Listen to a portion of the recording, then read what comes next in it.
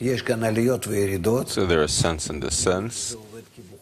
It works like a shaft, that there's no benefit on having it on its own, but there's no such thing.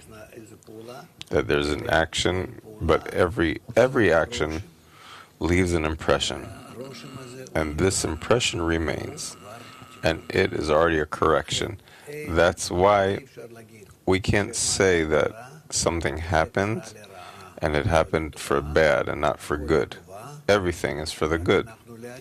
Just about the future, we also have to see good, mercy. Everything is mercy. But it should come in a good way. Why? Because not so we can feel good in that mercy, but because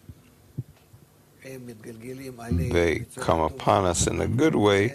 By this we are in a nice attitude towards the Creator. And if we feel bad, so whether we want it or not, our body curses the Creator. That's the response of the will to receive. That's why we want our corrections to also go through us in a good way.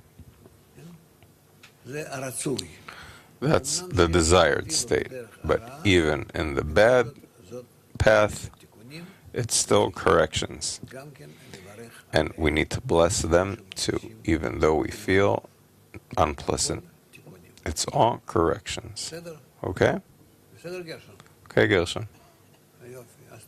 Good. So, say thank you. Yeah. About what we read, can we read it together? When they benefit, their actions raise man and draw bounty. What is man of a kabbalist? What does he want?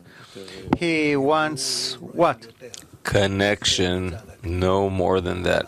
On behalf of the vessel, that's the way the vessel prepares himself for receiving the light, revealing the Creator and giving him contentment. You don't need more than that. Connection, unity, that's what we need.